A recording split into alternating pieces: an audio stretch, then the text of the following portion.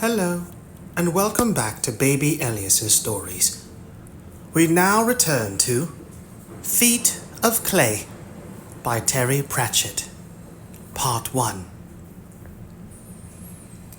It was a warm spring night when a fist knocked at the door so hard that the hinges bent.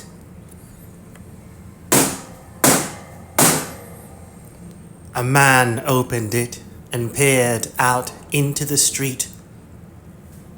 There was a mist coming off the river, and it was a cloudy night. He might as well have tried to see through white velvet. But he thought afterwards that there had been shapes out there, just beyond the light spilling out into the road. A lot of shapes watching him carefully. He thought maybe there'd been very faint points of light. There was no mistaking the shape right in front of him, though. It was big and dark red and looked like a child's clay model of a man. Its eyes were two embers. "Well, what do you want at this time of night?" The golem handed him a slate on which was written, "We hear you want a golem." Of course, golems couldn't speak, could they? "Huh? Want? Yes. Afford? No. I've been asking around, but it's wicked the prices you're going for these days." The golem rubbed the words off the slate and wrote, "To you, $100. "You're for sale?" "No." The golem lurched aside. Another one stepped into the light. It was also a golem. The man could see that. But it wasn't like the usual lupin clay things that you occasionally saw. This one gleamed like a newly polished statue. Perfect, down to the detailing of the clothes. It reminded him of one of the old pictures of the king's cities. It reminded him of one of the old pictures of the city's kings. All haughty stance and imperious haircut. In fact, it even had a small coronet molded onto its head. $100, the man said suspiciously. "What's wrong with it? Who's selling it?" "Nothing is wrong. Perfect in all detail. $90. Sounds like someone wants to get rid of it in a hurry. Golem must work. Golem must have a master." "Yeah, right. But you hear stories? Going mad and making too many things and that?" "Not mad. $80. "It looks new," said the man, tapping the gleaming chest. "But no one's making golems anymore. That's what's keeping the price up beyond the purse of the small business." He stopped. "Is someone making them again?" $80. "I heard the priests banned making them years ago. A man could get in a lot of trouble." $70. "Who's doing it?" $60. "Is he selling them to Albertson? Or Spadger and Williams? It's hard enough competing as it is, and they've got the money to invest in new plant." $50. The man walked around the golem. A man can't sit by and watch his company collapse under him because of unfair price cutting. I mean to say, $40. Religion is all very well, but what do prophets know about profits, eh? He looked up at the shapeless golem in the shadows.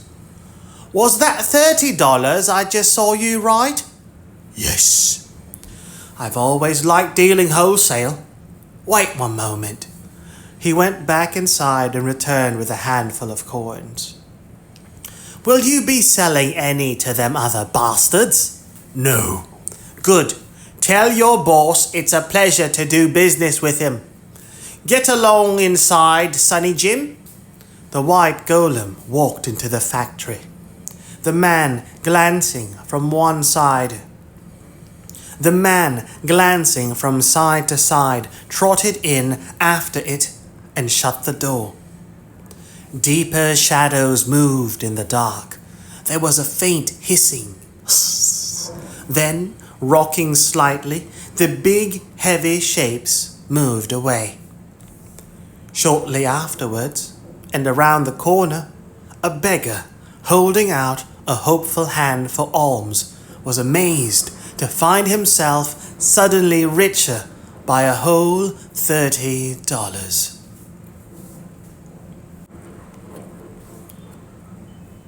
The Discworld turned against the glittering backdrop of space, spinning very gently on the backs of the 4 giant elephants that perched on the shell of Great Atuin, the star turtle. Continents drifted slowly past, topped by weather systems that themselves turned gently against the flow, like waltzers spinning counter to the whirl of the dance. 1 billion tons of geography rolled slowly through the sky. People look down on stuff like geography and meteorology, and not only because they're standing on one and being soaked by the other. They don't look quite like real science, but geography is only physics slowed down and with a few trees stuck on it. And meteorology is full of exciting, fashionable chaos and complexity, and summer isn't a time. It's a place as well. Summer is a moving creature and likes to go south for the winter. Even on Discworld, with its tiny orbiting sun tilting over the turning world, the seasons moved. In Ankh-Morpork, greatest of its cities, spring was nudged aside by summer, and summer was prodded in the back by autumn. Geographically speaking, there was not a lot of difference within the city itself, although in late spring the scum on the river was often a nice emerald green. The mist of spring became the fog of autumn, which mixed with fumes and smoke from the magical quarter and the workshops of the alchemists until it seemed to have a thick, choking life of its own. And time moved on. Autumn fog pressed itself against the midnight window panes. Blood ran in a trickle across the pages of a rare volume of religious essays which had been torn in half. There had been no need for that, thought Father Tubalcek.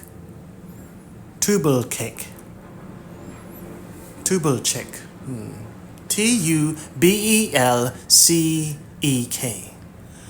There had been no need for that, thought Father Tubalcek. A further thought suggested that there had been no need to hit him either, but Father Tubalcek had never been concentrated about that sort of thing. People healed, books didn't. He reached out shakily and tried to gather up the pages, but slumped back again. The room was spinning. The door swung open. Heavy footsteps creaked across the floor. One footstep at least, and one dragging noise. Step, drag. Step, drag. Father Tubelsek tried to focus. "You!" he croaked. "Nod. Pick up the books." The old priest watched as the books were retrieved and piled carefully with fingers not well suited to the task. The newcomer took a quill pen from the debris, carefully wrote something on a scrap of paper, then rolled it up and placed it delicately between Father Tubelsek's lips. The dying priest tried to smile. "We don't work like that," he mumbled, the little cylinder wobbling like a last cigarette. "We make our own." The kneeling figure watched him for a while and then, taking great care, leaned forward slowly and closed his eyes. Commander Sir Samuel Vimes, Ankh-Morpork City Guard, frowned at himself in the mirror and began to shave. The razor was a sword of freedom. Shaving was an act of rebellion. These days, someone ran his bath. Every day, you wouldn't think the human skin could stand it. And someone laid out his clothes. Such clothes! And someone cooked his meals. What meals? He was putting on weight, he knew. And someone even polished his boots. And such boots? No cardboard-soled wrecks, but big, well-fitting boots of genuine, shiny leather. There was someone to do nearly everything for him. But there were some things a man ought to do for himself, and one of them was shaving.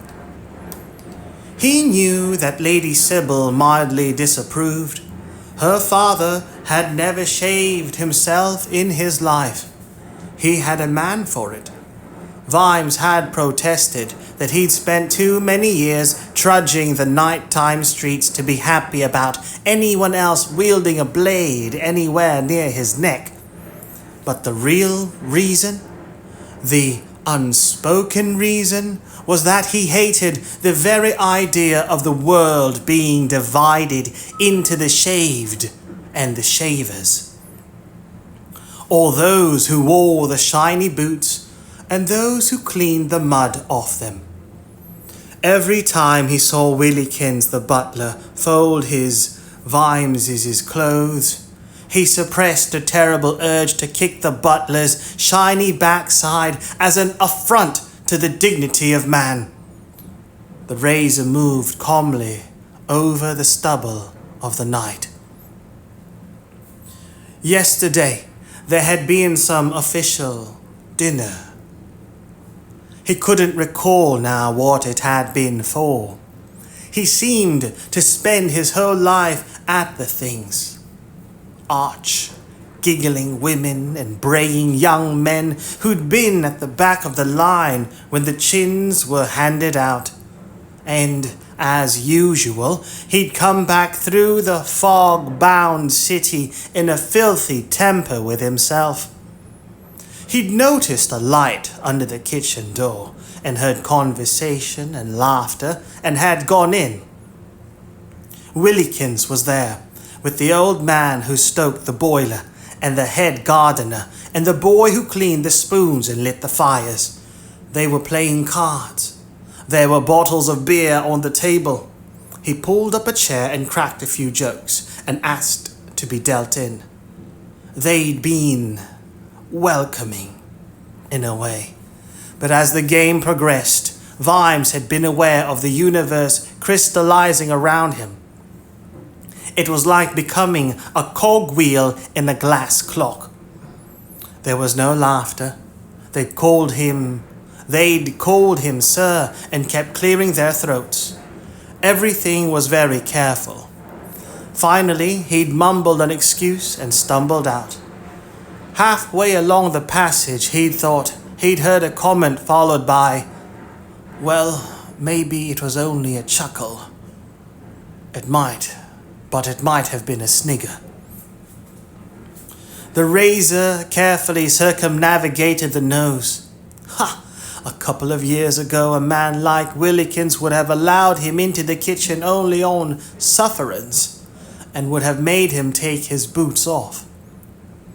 "So that's your life now, Commander Sir Samuel Vimes. A jumped-up copper to the knobs, and a knob to the rest, eh?"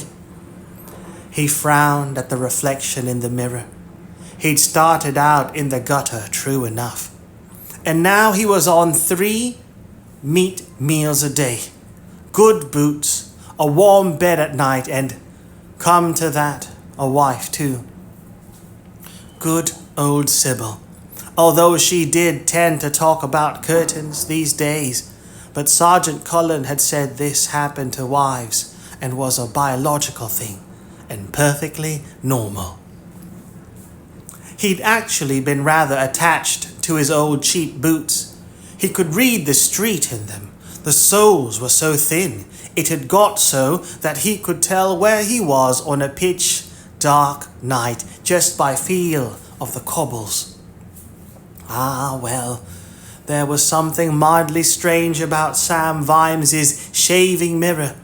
It was slightly convex, so that it reflected more of the room than a flat mirror would do, and it gave a very good view of the outbuildings and gardens beyond the window.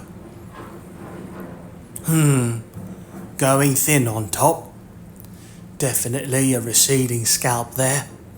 Less hair to comb out, but on the other hand, more face to wash. There was a flicker in the glass. He moved sideways and ducked. The mirror smashed. There was the sound of feet somewhere beyond the broken window, and then a crash and a scream. Vimes straightened up. He fished the largest piece of mirror out of the shaving bowl and propped it up on the black crossbow bolt that had buried itself in the wall. He finished shaving.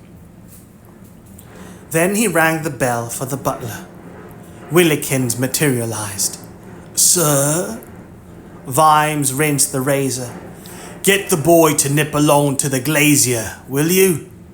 The butler's eyes flickered to the window and then to the shattered mirror. "Yes, sir. And the bill to go to the Assassin's Guild again, sir?" "With my compliments. And while he's out, he's to call in at that shop in 5 and 7 yard and get me another shaving mirror. The dwarf there knows the kind I like." "Yes, sir. And I shall fetch a dustpan and brush directly, sir. Shall I inform her ladyship of this eventuality, sir?" "No. She always says it's my fault for encouraging them." "Very good, sir," said Willikins. He dematerialized. Sam Vimes dried himself off and went downstairs to the morning room, where he opened the cabinet and took out the new crossbow Sybil had given to him as a wedding present. Sam Vimes was used to the old guard crossbows, which had a nasty habit of firing backwards in a tight corner, but this was a burlay and strong in the arm, made-to-measure job with the oiled walnut stock. There was none finer, it was said. Then he selected a thin cigar and strolled out into the garden. There was a commotion coming from the Dragon House. Vimes entered and shut the door behind him. He rested the crossbow against the door. The yammering and squeaking increased. Little gouts of flame puffed above the thick walls of the hatching pens. Vimes leaned over the nearest one. He picked up a newly hatched dragonet and tickled it under the chin. As it flamed excitedly, he lit his cigar and savored the smoke. He blew a smoke ring at the figure hanging from the ceiling.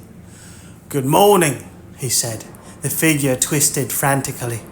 But an amazing feat of muscle control, it had managed to catch a foot around a beam as it fell, but it couldn't quite pull itself up. Dropping was not to be thought of. A dozen baby dragons were underneath it, jumping up and down excitedly and flaming. Good morning," said the hanging figure. "Turned out nice again," said Vimes, picking up a bucket of coal. "Although the fog will be back later, I expect." He took a small nugget and tossed it to the dragons. They squabbled for it. Vimes gripped another lump. The young dragon that had caught the coal already had a distinctly longer and hotter flame. "I suppose," said the young man, "that I could not prevail upon you to let me down?" Another dragon caught some coal and belched a fireball. Rah! The young man swung desperately to avoid it. "Yes," said Vimes. "I suspect, on reflection, that it was foolish of me to choose the roof," said the assassin. "Probably," said Vimes. He'd spent several hours a few weeks ago sawing through joists and carefully balancing the roof tiles. "I should have dropped off the wall and used the shrubbery." "Possibly," said Vimes. He'd set a bear trap in the shrubbery. He took some more coal. "I suppose you wouldn't tell me who hired you?" "I'm afraid not, sir. You know the rules." Vimes nodded gravely. "We had Lady Selachi's son up before the Patrician last week," said Vimes. "Now there's a lad who needs to learn that no doesn't mean yes, please." "Could be, sir." "And then there was that business with Lord Rust's boy. You can't shoot servants for putting your shoes the wrong way around. The wrong way round, you know. It's too messy. He'll have to learn right from left like the rest of us, and right from wrong too." "I hear what you say, sir." "We seem to have reached an impasse," said Vimes. "It seems so, sir." Vimes aimed a lump at a small bronze and green dragon, which caught it expertly. The heat was getting intense. "What I don't understand," he said, "is why you fellows mainly try it here or at the office. I mean, I walk around a lot, don't I? You could shoot me down in the street, couldn't you?" "What? Like some common murderer, sir?" Vimes nodded. It was black and twisted, but the Assassins' Guild had honor of a sort. "How much was I worth?" 20,000, sir." "It should be higher," said Vimes. "I agree." If the assassin got back to the guild, it would be, Vimes thought. Assassins valued their own lives quite highly. "Let me see now," said Vimes, examining the end of his cigar. "Guild takes 50%. That leaves $10,000. The assassin seemed to consider this, and then reached up to his belt and tossed a bag rather clumsily towards Vimes, who caught it. Vimes picked up his crossbow. "It seems to me," he said, "that if a man were to be let go, he might well make it to the door with no more than superficial burns, if he were fast. How fast are you?" There was no answer. "Of course, he'd have to be desperate," said Vimes, wedging the crossbow on the feed table and taking a piece of cord out of his pocket. He lashed the cord to a nail and fastened the other end to the crossbow string. Then, standing carefully to one side, he eased the trigger. The string moved very slightly. The assassin, watching him upside down, seemed to have stopped breathing. Vimes puffed at his cigar until the end was an inferno. Then he took it out of his mouth and leaned it against the restraining cord so that it would have just a fraction of an inch to burn before the string began to smoulder. "I'll leave the door unlocked," he said. "I've never been an unreasonable man. I shall watch your career with interest." He tossed the rest of the coals to the dragons and stepped outside. It looked like being another eventful day in Ankh-Morpork, and it had only just begun. As Vimes reached the house, he heard a whoosh, a click, and the sound of someone running very fast towards the ornamental lake. He smiled. Willikins was waiting with his coat. "Remember, you have an appointment with his lordship at 11, Sir Samuel." Yes, said Vimes. "And you are to go and see the heralds at 10. Her ladyship was very explicit, sir. Her exact words were, 'Tell him he's not to try to wriggle out of it again, sir.'" "Oh, very well." "And her ladyship said, 'Please to try not to upset anyone.'" "Tell her I'll try." "And your sedan chair is outside, sir?" Vimes sighed. "Thank you. There's a man in the ornamental lake. Fish him out and give him a cup of tea, will you? Promising lad, I thought." "Certainly, sir." The chair. Oh, yes, the chair. It had been a wedding present from the Patrician. Lord Vetinari knew that Vimes loved walking the streets of the city, and so it was very typical of the man that he presented him with something that did not allow him to do so. It was waiting outside. The two bearers straightened up expectantly. Sir Samuel Vimes, Commander of the City Watch, rebelled again. Perhaps he did have to use the damn thing, but he looked at the front man and motioned with a thumb to the chair's door. "Get in," he commanded. "But sir—" "It's a nice morning," said Vimes, taking off his coat again. "I'll drive myself." Dearest Mum and Dad, Captain Carrot of the Ankh-Morpork City Watch was on his day off. He had a routine. First, he had breakfast in some handy cafe. Then he wrote his letter home. Letters home always gave him some trouble. Letters from his parents were always interesting, being full of mining statistics and exciting news about new shafts and promising seams. All he had to write about were murders and such things as that. He chewed the end of his pencil for a moment. "Well, it has been an interesting week again," he wrote.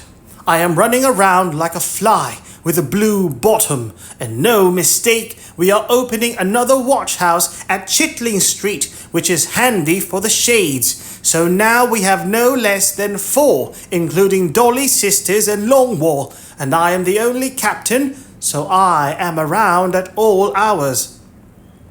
Personally, I sometimes miss the camaraderie of the old days when it was just me and Nobby and Sergeant Colin, but this is the century of the fruit bat. Sergeant Colin is going to retire at the end of the month. He says Mrs. Colin wants him to buy a farm.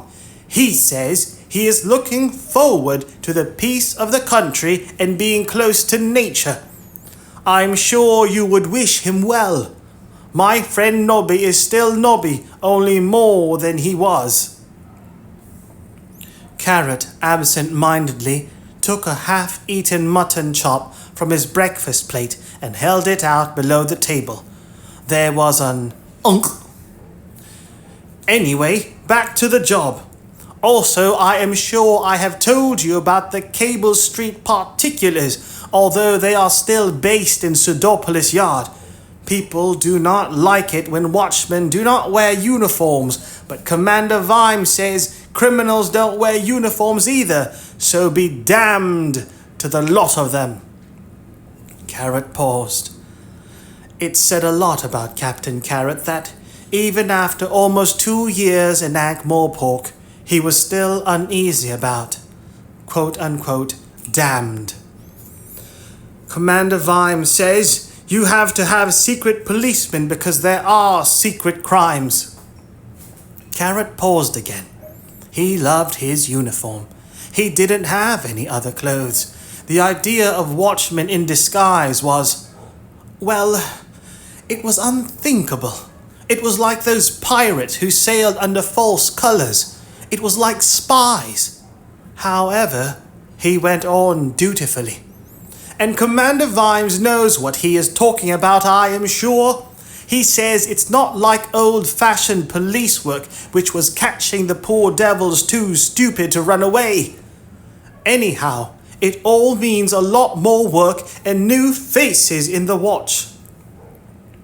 While he waited for a new sentence to form, Carrot took a sausage from his plate and lowered it. There was another unk. The waiter bustled up. Another helping, Mr. Carrot, on the house. Every restaurant and eatery in Ankh-Morpork offered free food to Carrot, in the certain and happy knowledge that he would always insist on paying. No, indeed, that was very good. Here we are, 20 pence and keep the change, said Carrot. How's your young lady? Haven't seen her today. Angua? Oh, she's around and about, you know. I shall definitely tell her you asked after her, though. The dwarf nodded happily and bustled off. Carrot wrote another few dutiful lines and then said, very softly, Is that horse and cart still outside Iron Crust's bakery? There was a whine from under the table. Really? That's odd. All the deliveries were over hours ago, and the flour and grit doesn't usually arrive until the afternoon. Driver's still sitting there. Something barked quietly. And that looks quite a good horse for a delivery cart. And you know, normally you'd expect the driver to put a nose bag on, and it's the last Thursday in the month, which is payday at Iron Crust's. Carrot laid down his pencil and waved a hand politely to catch the waiter's eye. Cup of acorn coffee, Mr. Gimlet. To take away.